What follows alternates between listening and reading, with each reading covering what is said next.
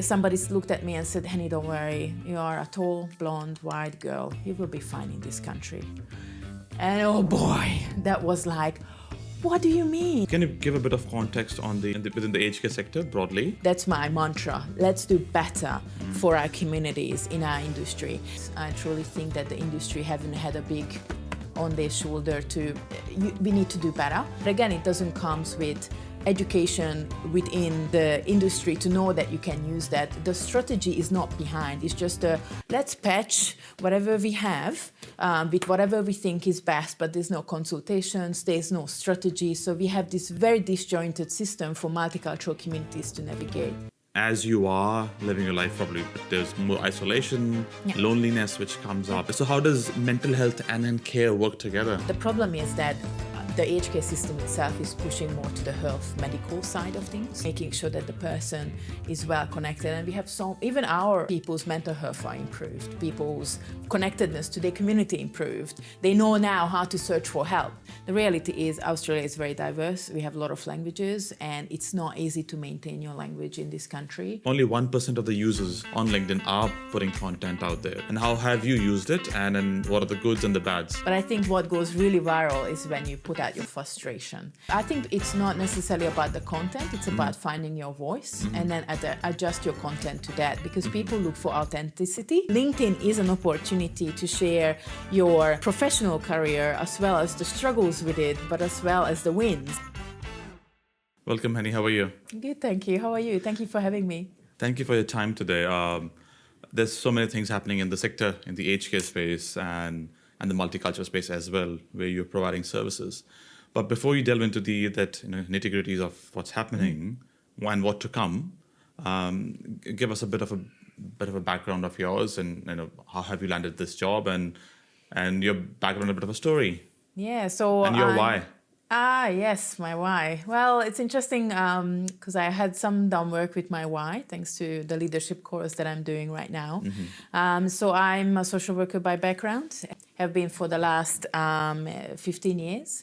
I've worked in mental health rehabilitation centers, in correction facilities, worked with refugees and settlement, and also with carers. And in the last 10 years, I was engaged with an organization called Umbrella, in which I am now the CEO of, which is a huge privilege. In the last 10 years, I had the opportunity to find what I love to do, which is obviously community engagement, listening to the communities, amplifying their voices, enabling those conversations between the different parties, as well as making sure that the communication coming from higher levels are digestible, as well as we listen to how this information is related cultural-wise and language-wise. So first 9 years of my life with Umbrella was around those community projects. I was involved with navigation service. I was involved doing dementia workshops where we explored how the communities talk about the disease in the first place and seeing if the translated materials are matching with the experience.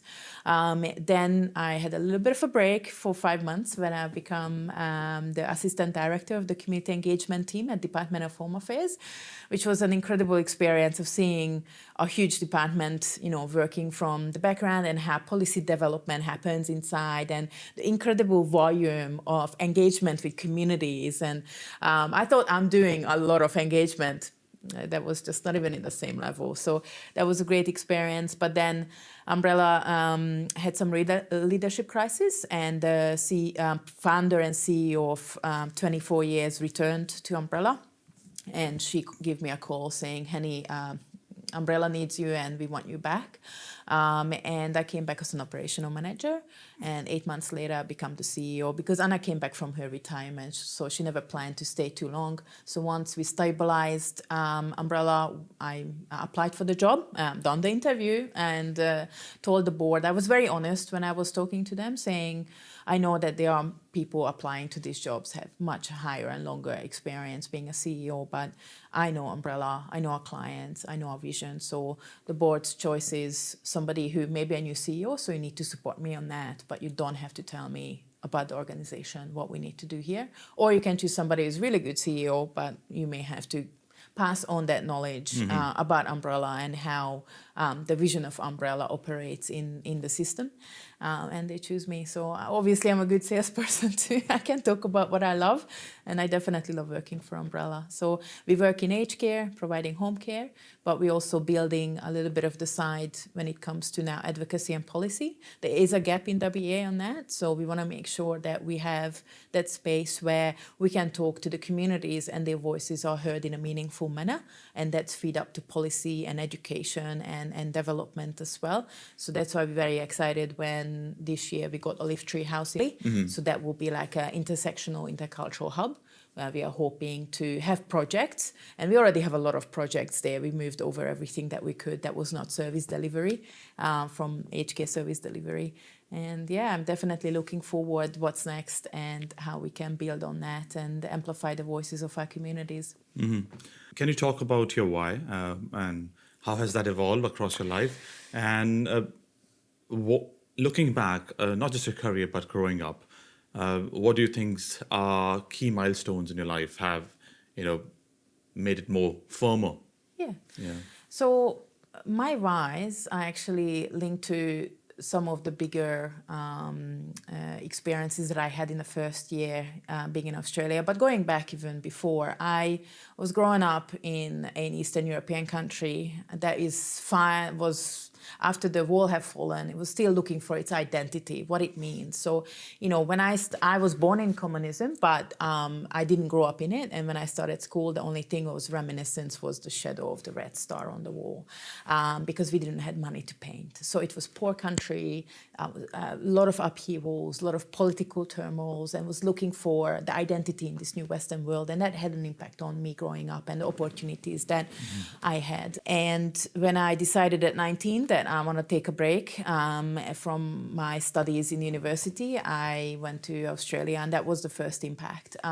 When I came here, I didn't know anyone except one lady that I had an email address for, and the Hungarian community, because I'm from Hungary, was a huge safety net for me, and they supported me with accommodation, with jobs, and by literally half a year I was stable and able to earn money to actually sustain my own studies.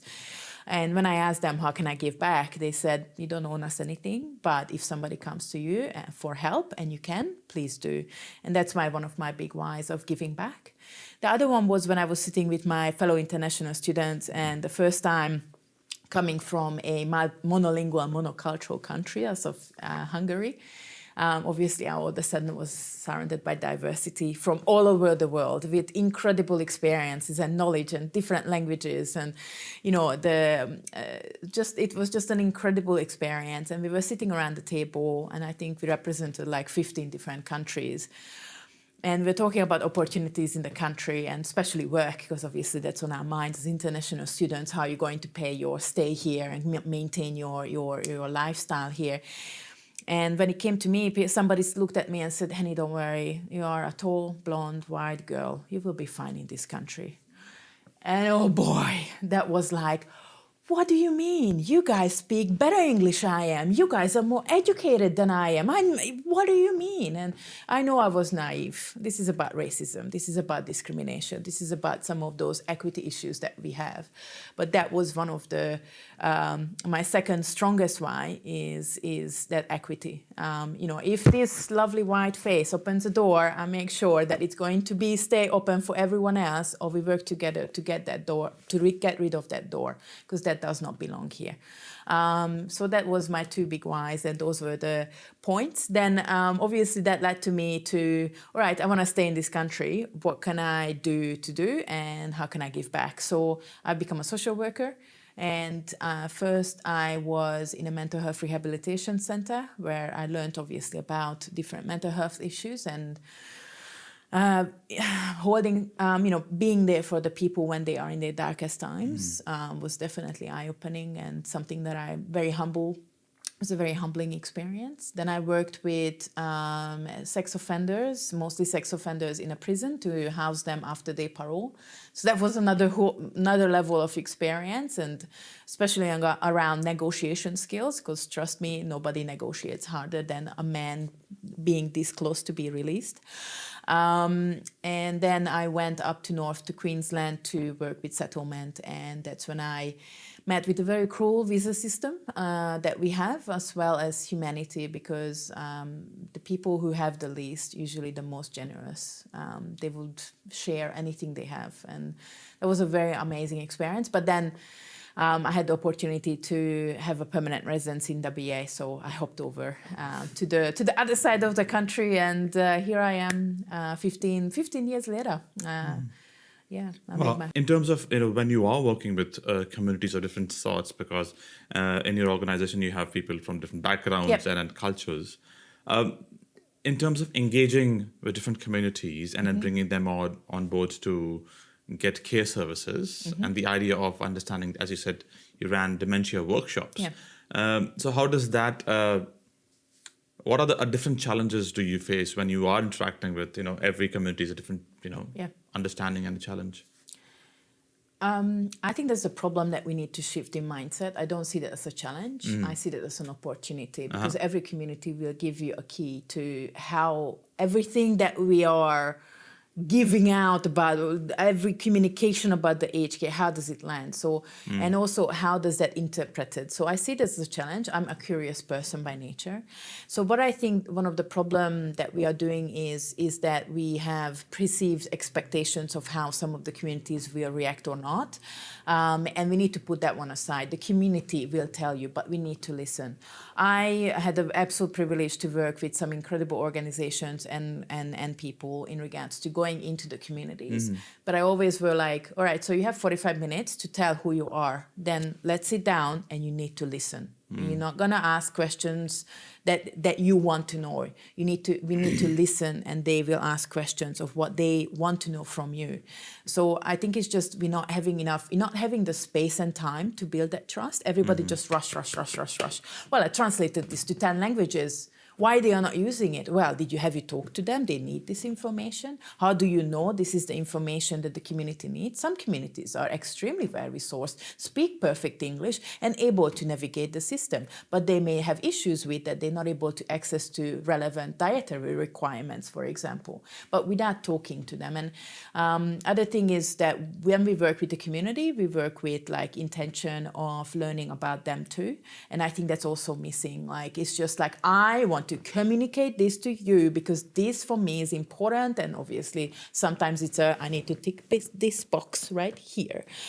Then that communication is not genuine, and I wanted to bring back the genuine conversations that we need to have with the communities, and I still think we're struggling on that at a certain level, especially when it comes to aged care, because we actually do not have a national strategy of how to deal with some of those conversations. So everybody does it a little bit differently, as well as interpreting it differently. And because of that, we're not giving, the messages are not as cohesive as it should be for the communities, I believe. Can you give a bit of context on within the aged care sector broadly? That what are things which have happened in the last decade and a half, through the Royal Commission, and what things came out, and what are the key key milestones within the aged care sector? What's have been happening in the last decade or so? So I can give the perspective of me and how, because I've literally been in the industry now for 10 years. So when I came on board, there was an incredibly great research released by FECA, which was looking at the research gaps in regards to multicultural seniors. That was in 2015. And when I read it first, it gave me a really sense of idea of where the system is at. And we still struggled from the same thing.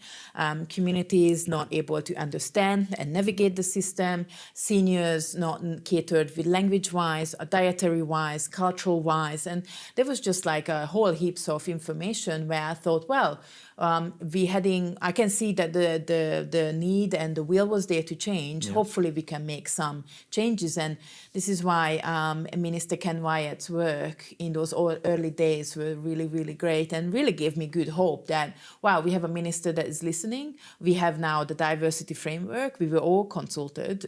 He was flying all around the country, and we didn't just develop one for multicultural, but we had for LGBTI, we have for other major groups to make sure that we can do better in the industry. And I am for that. That's my mantra. Let's do better for our communities in our industry. But then unfortunately, minister change, government change, all of that's all went downhill. And 1 year after the framework was released, we had the Royal Commission.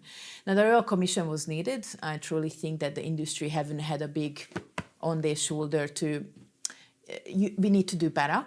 But I still remember the absolute sheer amount of work that Umbrella, Anna Harrison, who's the founder, put into it, and all the other advocates and CEOs from multicultural communities and organizations, including Federation of Ethnic Community Council, ECCs, all around the country, put down thousands of pages, hundreds of hours of testimonies, just to lead the Royal Commission in their final report not to give a single recommendation. And I think that's single-handedly the biggest tragedy for multicultural communities when it comes to the current aged care system. Because of that, the people in decision-making power got the green light. And until today, and I'm very heavily criticizing it now because I keep telling them, this is not okay. I had numerous conversations with department representatives that this is not okay. Just in the last 12 months, I had interactions with the department that was questionable when it comes to multicultural needs. And I was like, yes, Henny, thank you. We made a note, no problem.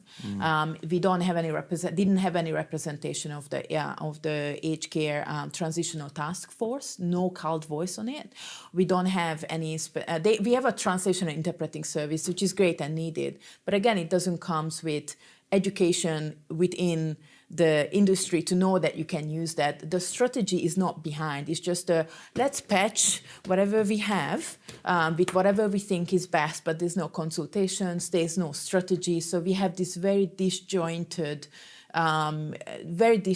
system for multicultural communities to navigate. Can I be a bit more naive in my next question?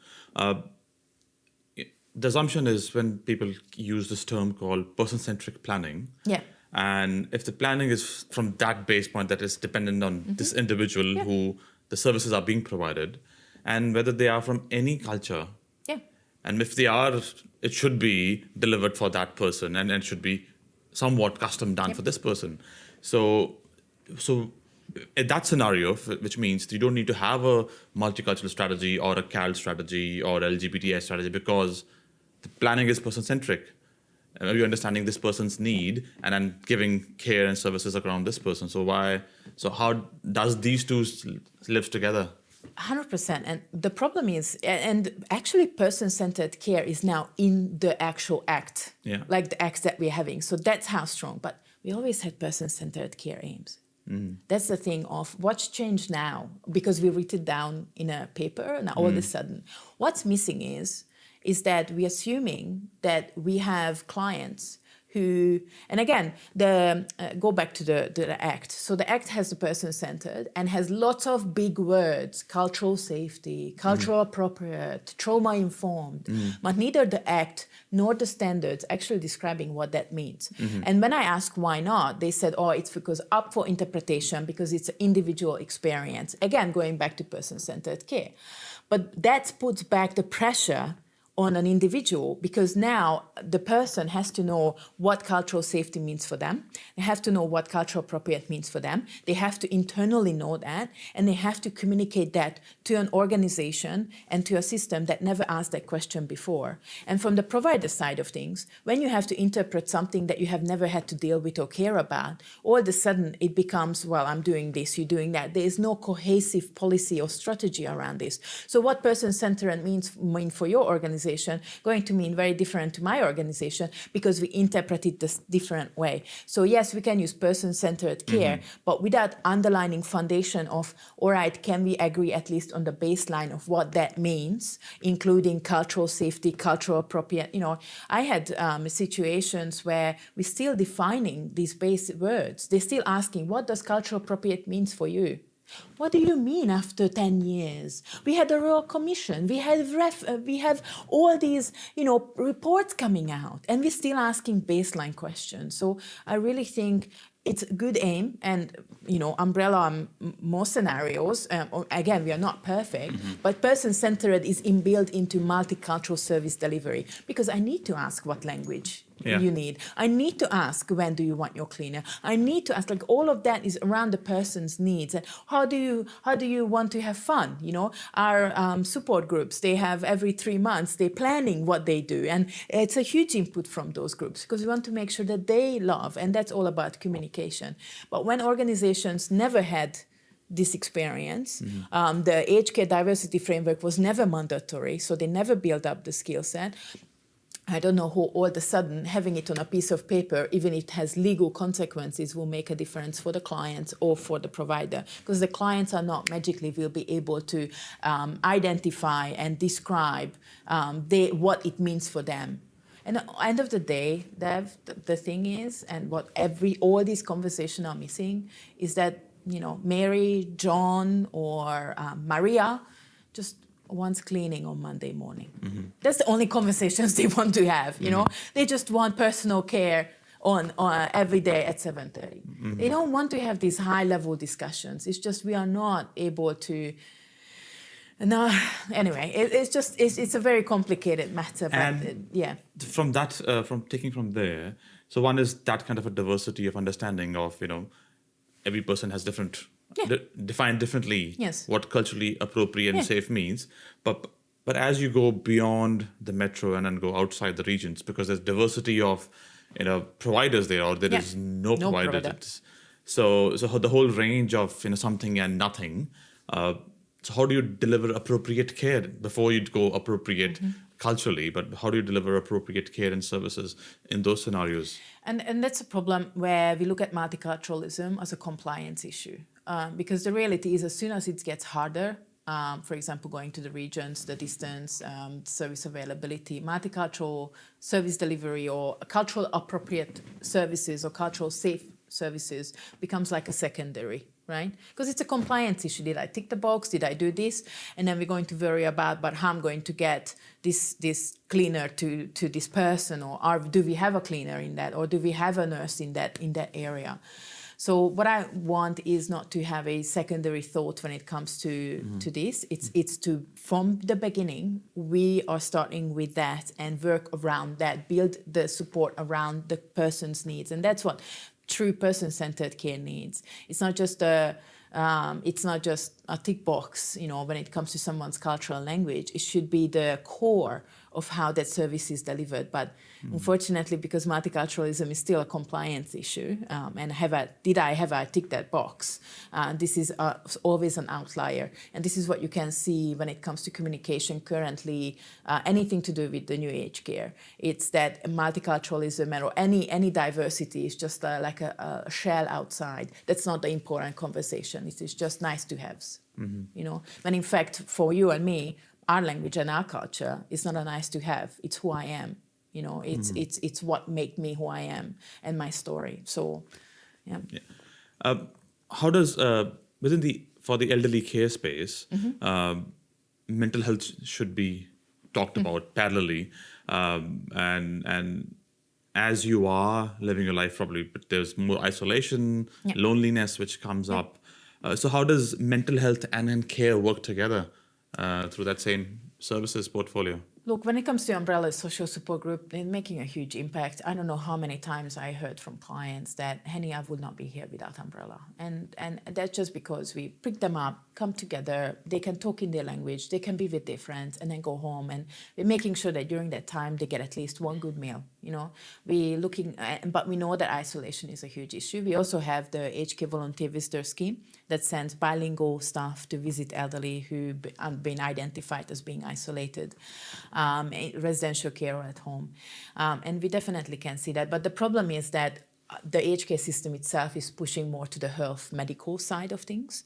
I don't know through how many channels we keep advocating that the best prevention is the social connectedness.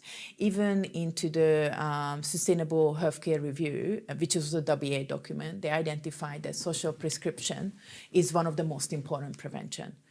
Yet we're still establishing hubs based on medical needs rather than what does the person need socially, what does the person need to feel. When we feel valued, when we feel like we're giving back, when we feel like we are loved, that's when we can live a healthier life and strengthen ourselves against mental health issues and physical health issues. There's just so many positive review and research into social interactions, yet not even the new system acknowledging that. We actually wanted to put social groups into the highest category where it's paid by the government fully, so the person doesn't have to get, because they're paying fully for nursing and clinical care. You're not going to prevent clinical issues, with clinical intervention. You're going to prevent it by social prescription of connectedness and making sure that the person is well connected. And we have even our projects like the Multicultural Village have proven that people's mental health are improved, people's connectedness to their community improved. They know now how to search for help.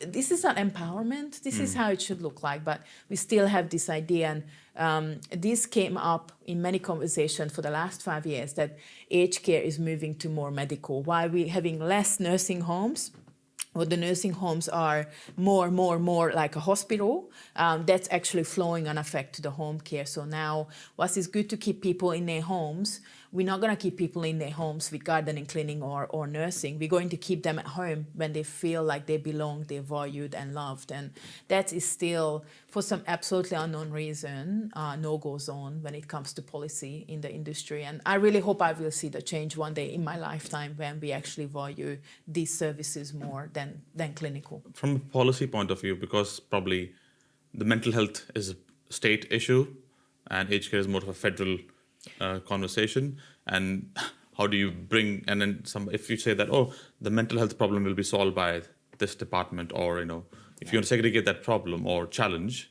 or the opportunity, then you might not bring it to have that more inclusive conversation that aged care services should include mental health care as part of the packages or as part of the service delivery portfolio, so that you can do a whole holistic, not just medical, but a bit more social care as well.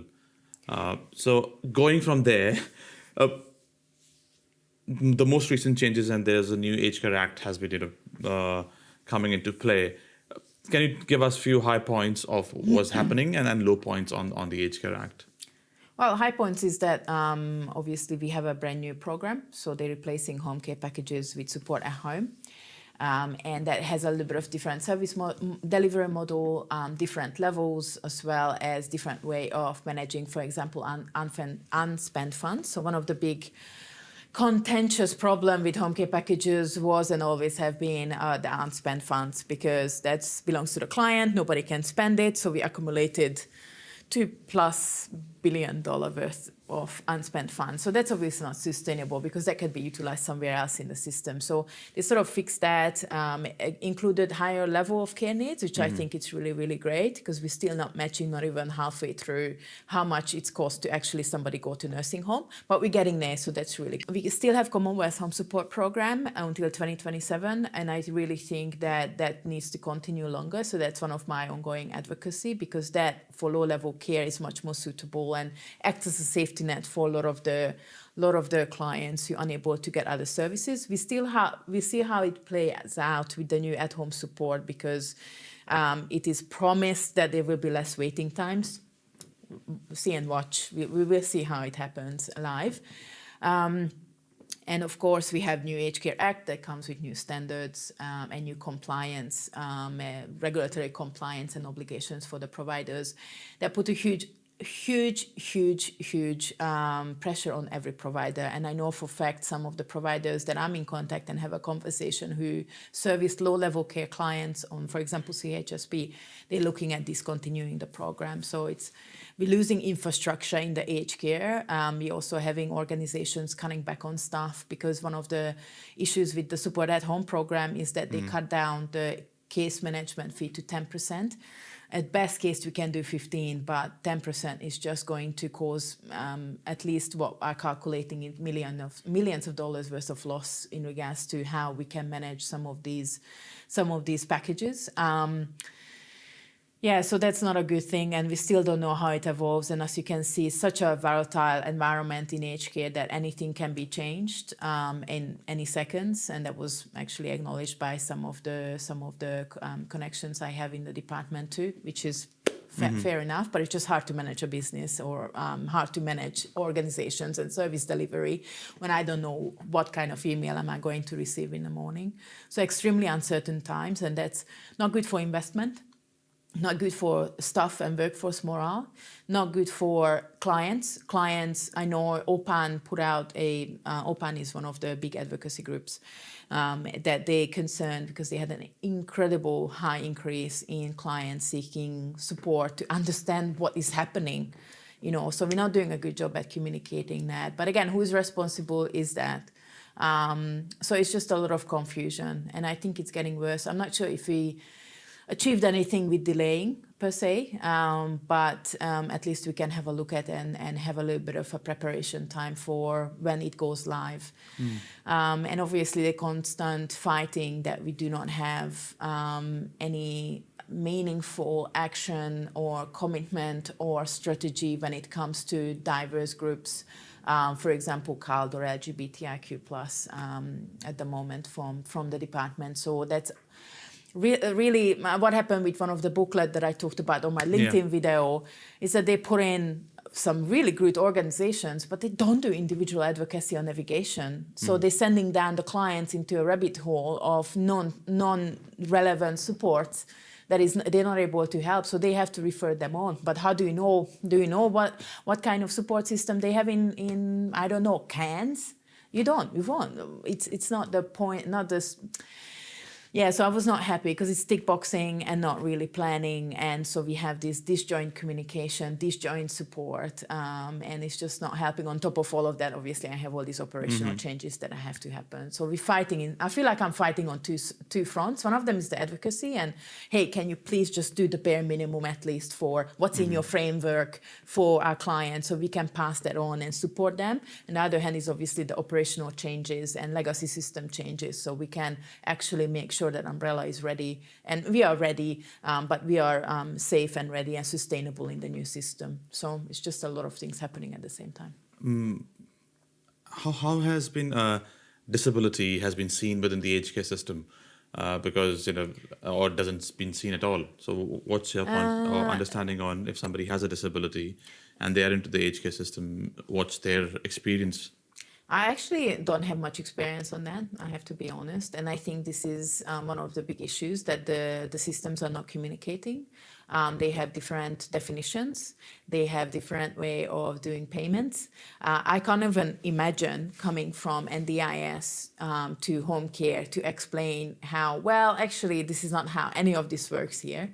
So I think the aim of the reforms is to just a little bit equalize that. And to make sure that clients can more seamlessly move across different programs in the whole big scale of the country level. But honestly, I don't know, because the reality is we're fighting with so many other things even within the aged care. I don't have a breathing space to even think outside that little box at the moment. And are there any overlaps of work with the health department and the aged care? What's the interaction between the aged care and the health department? Because there would be needs which are more clinical, which could not be solved within the aged care system. Yeah, so again, I have some limited views on that. One of them, I think, highlighting is that the Cook government promised $140 million into aged care before the election, and now they're going ahead to establish 3 hubs. That is like a multidisciplinary hub. Again, I think it's coming still from too much medical and to prevent people to go hospitals. I do think that that particular issue of handballing responsibilities around is something that I need the politicians to be a little bit more braver and say, well, this is maybe not my responsibilities, but it's impacting my electorate, my client, my people on the ground. Because the reality is, yes, I'm getting federal funded, but I employ Western Australians, I support Western Australians, I listen to Western Australians, and I really think that, and one of the reasons why I was sad to see HEC going, because WA was always doing better in a lot of these fronts. Hack was one of the example for that. And that was not just for aged care, that was disability, that was across. And we had much more interaction with the Department of Health. I do think that I don't think anybody assessed the implications, what happens when the support at home and some of the new changes in it does not work out the way we imagined, and it's going to get an impact on, obviously, in our health system. So a better overview and mapping would have been better to prepare for this. I don't think we are prepared to, and I really hate live testing these because we're talking about people's lives. We're very well aware of the workforce challenges that we have more people to be serviced and are supported, and we have less workforce coming into the aged care sector. So, what are the issues or solutions have been implemented, or what are they been talked about on solving that challenge? Oh, it's constantly talked about. I don't think we solved much, unfortunately, when it comes to our workforce. And we're going to see a similar transition as NDIS had. We're going to have a workforce registration and mandatory training, right? How is that going to hit the industry that was ill-regulated, and again, lots of legacy systems. We were very lucky because we started training our staff to at least have bare minimum level certificatory, and other than a couple who are into retirement, really everybody got on board, and we have fully trained workforce, which is really, really great to see. It made a difference to service delivery, so I think those are all positives when it comes to the aged care reform. But it's just harder and harder for the multicultural service delivery, because the reality is, until now, and across any organization I talk to who are coming from multicultural perspective because they were established by the multicultural communities, they were an investment from multicultural communities into their future of aging, right? All of them rely on first generation migrants, so they are the top of the pyramid, right? First generation of migrants, because they are the closest one to the clients when it comes to language and culture. But unfortunately, we're running thin on that first generation migrants in certain communities, especially the one that are aging very rapidly, for example, Eastern and Southern Europeans. So how can you make sure that you still provide that cultural appropriate care when it comes to the person's needs or the client's needs? And we're looking at exploring how we can attract second and third generation Australians who may be not speaking the language anymore, but they know Nonna and they know Bakcha, so they can actually talk or interact with the person in a way that they understand from their own experience, and as well as, so it's always good to, remember your elders and link back with the culture that is your heritage. So we're hoping to look into working with that, as well as obviously training up the staff and making sure that the industry has the relevant level of skill set. We're having issues when it comes to bringing people in to visa systems. We tried, but the aged care labor agreement is extremely difficult unless you're a big, rich provider, in my humble opinion. It's not necessarily designed, and definitely not designed for multicultural needs. It's just, I need more people with hands and legs who can do the job. And that's just not what we're looking for. We're looking for language and cultural needs. But again, because the system itself has not been designed, and we don't have a strategy to acknowledge and support language and cultural skills within our workforce. That's always a hidden miss, and whatever the multicultural provider can actually negotiate with the communities.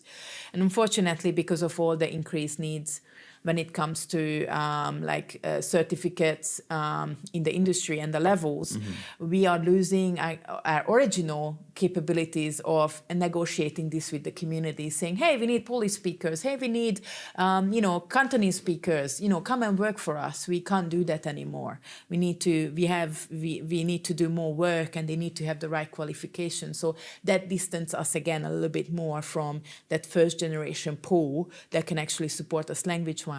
It would be really great if it would be like a levy, so I can say to my staff, hey, you speak a language, you speak Hindi or Urdu or whatever language we need, Russian, doesn't matter. I give you $1 more, because we value, this system values your language as a skill. And unfortunately, we still, again, multiculturalism, including for workforce and for the clients, is still a compliance issue, and therefore it's not looked at as an asset. You have some other roles with Multilingual Australia that kind of work, and could you talk any research coming out being bilingual and multilingual for an individual, and then how it supports in terms of growth and learnings? I think every research shows that being bilingual is good for you, and I think that's not. And I can see that the education system slowly shifting that. Now Australia has a monolingual and monocultural education system, so and I know there are efforts to have sort of languages more included, but it's still unfortunately the English only. And I really think we missing a point, because the reality is Australia is very diverse. We have a lot of languages, and it's not easy to maintain your language in this country.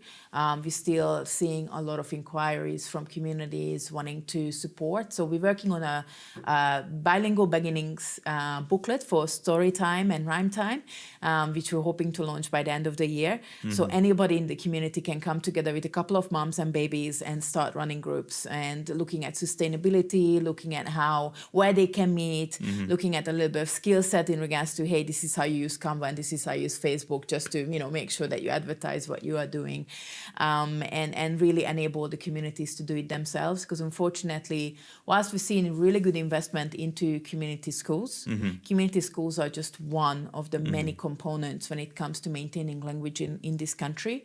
And the families, until today, are not talked to. Until today, they're not involved in policy making. Until today, their voices are not heard when it comes to funding. So you have absolutely nothing. I remember when my son was 3 months old, and that's how I actually went down on that particular journey with bilingual families on a multilingual Australia. The nurse looked at me while I was holding my son, and I handed it to my mom, because obviously after a child being stretched, he was a little bit, wiggly. So my mom was holding and started singing in Hungarian. And the community nurse looked at me and said, well, I hope you only speak English at home. Why? Why? And this is still happening to families on a daily basis. So I think awareness raising is important. First week of August is Language Week. So, I encourage everyone to prepare for that, because I think that will be an amazing opportunity to celebrate any language, and there's a few good resources available on Multilingual's website. So I highly recommend everybody to check it out and celebrate our languages. Another thing which I think I like what you're doing is the way you use LinkedIn. Yeah. And you have a very, very special way of using it. But because people are not many, only 1% of the users on LinkedIn are putting content out there or putting something out there or publishing stuff. Most of the audience is observing what's happening. So how do you see the use of LinkedIn has grown and evolved in the last 4 or 5 years, and how have you used it, and then what are the goods and the bads? Yeah, I love LinkedIn. That's one of the platforms that I'm actively use every single day. First of all, I love reading where everybody is at. So I'm keep encouraging, please put it up what you are doing. Because the reality is we have once or twice a year, like a bigger event or a conference, when we're able to sit down and, Dev, so what you have been up to, But this gives us an opportunity to professionally follow each other. And some people are doing some incredible work. I learn something new every single day on LinkedIn. I'm very grateful for the platform. I do think, and I think we had that discussion of, there's a lot of, I done a good job, well done, yes, that's 100% happening. And I'm putting up posts when I see some good wins, right? But I think what goes really viral is when you put out your frustration. But you have to be very careful with that, because when I put up my frustration, I always make sure that my frustration is used to highlight the issue, and then what can we do next? And I'm not saying that I'm holding all the answers. I'm just saying, this is the problem. This is what I know. What is currently available, let's make it better. Let's tell, let's share it with people. Let's share it with people that can do something about it, and making it into an action. So I'm trying to use my energy to that, instead of just looking at, oh, Henny is whinging again. It's tiring for me too. I wish I don't have to, but I'm at that point where I raised it on every single platform where I could raise this issue, and I still hit deaf ear. I will not hesitate to use what I have on LinkedIn to at least highlight it to the industry or to my network that, hey guys, we have some problems. But I want them to use this as an opportunity to change something in their work.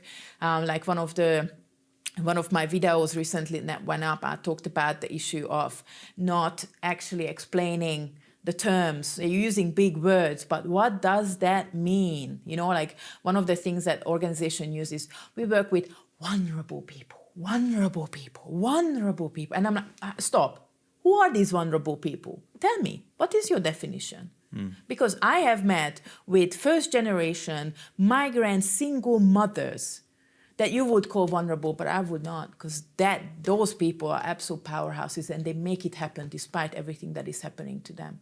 Who are vulnerable? And when I see organizations using the word vulnerable, and when I just questioning them, so what is your definition for vulnerable for this project? And they're shuffling papers and, well, we didn't put it down, but you know, multicultural is one of them. Dev, you saw our communities. Are they vulnerable? No. No, they just maybe need some extra information. Some sections are vulnerable and we need to look after them. But we also a section that is more than capable of, and in fact, I'm pretty sure half of the time offended the way that they're using multicultural and called. So again, those are the frustration I packaged up, and then I remember a comment there that, Henny, thank you. I didn't realize we actually, it's good to have at least a baseline foundation for this wording, so we can actually grow our understanding and what we do about it from that particular platform together. So we can, whilst it will be differently maybe interpreted on some levels, the baseline and the core of what does that mean is going to stay the same regardless if you are in Cairns or in Wagga Wagga or in Adelaide or in Geraldton. You will do the same thing because the baseline, we agreed on what's that baseline term and what is that baseline minimum level that we need to all achieve here. What kind of content do you think works and does not work on LinkedIn? Works, it really depends on what. I think it's not necessarily about the content, it's about finding your voice and then adjust your content to that, because people look for authenticity. And I think I put out, regardless of what I put out the most randomest stuff, whatever I find interesting, like, oh, hey guys, reshare. But it's the authentic, that it's linked to my authenticity that I built, and I think people understand where I am coming from and my passions are. So I highly recommend if somebody want to get to LinkedIn, first just know your why. And as well as know what content you want to put out. Yes, you can be 100% professional and just put out, very relevant information. But, I would love to see some of the policymakers interpreting some of the things that they're doing. Again, I'm listening to one of the politicians' new book that was released, and I'm like, wow, that's such an interesting world that I will never be part of. LinkedIn is an opportunity to share your professional career as well as the struggles with it, but as well as the wins. And I think that's what people are missing. It's just it's the very pretty, they think it's like a Instagram, like always have to be perfect, Photoshop, perfect, saying perfect this, but no, I want you to see your struggles. Because that's a career, that's the authenticity in there. Your career is not always going to be perfect. It's not going to be happy. It's just something that it evolves with you, and you need to find your own voice, and then the content will follow. For organizations like yours who are not-for-profits and charities, they're not selling anything, they're just engaging with the audience and they're providing services. And how do you use LinkedIn as a tool to engage people across the sectors or within your own sector?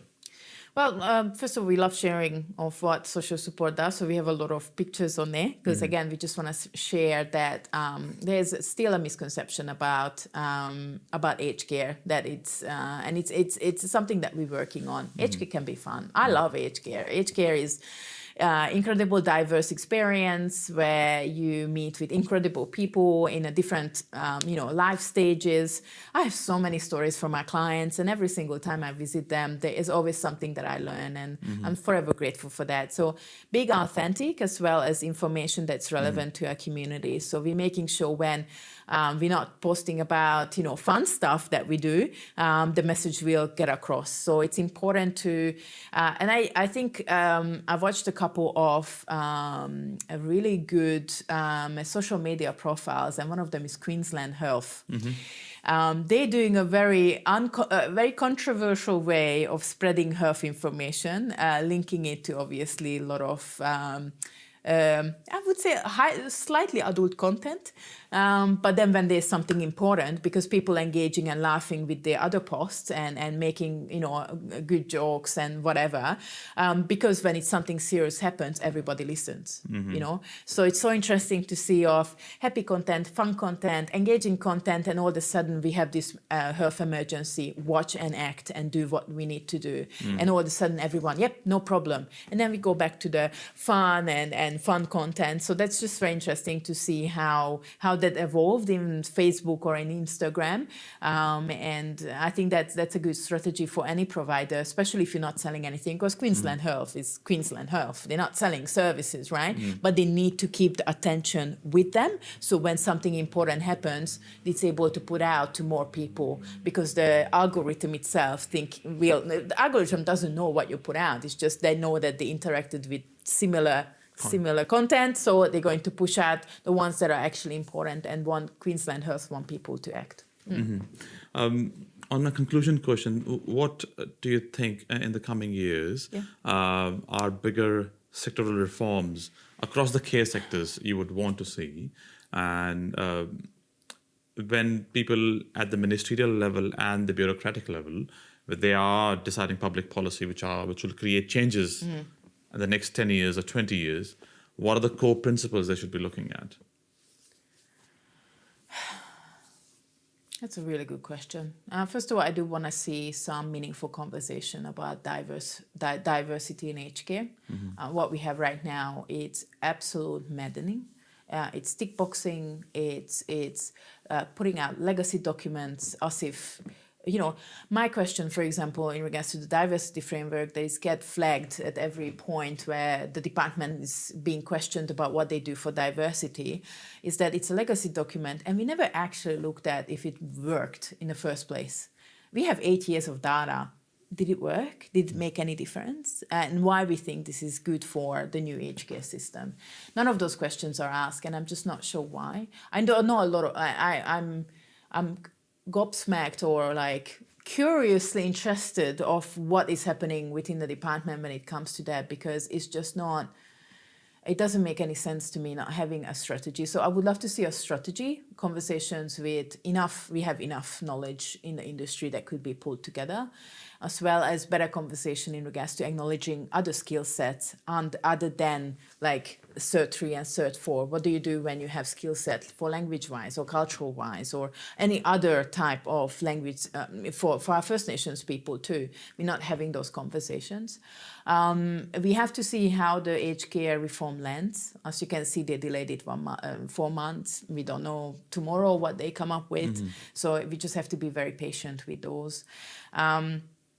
And health as well. I don't know where, because again, we have more budget constraints. We don't know where our economy is going. Just so many uncertainty in the world that I think it's a too big question for me to answer per se, but definitely some meaningful conversations and commitment from the government that they look at what they're doing and at least some sort of cohesive communication is put in place so they map what kind of multicultural service support is available within aged care, as well as making sure that they communicate that well and acknowledge the work of multicultural service providers, because we are bear the front when people fall through the gap. And until today, that's not acknowledged. Lovely. Thank you. Thank you, Henny. No, thank you.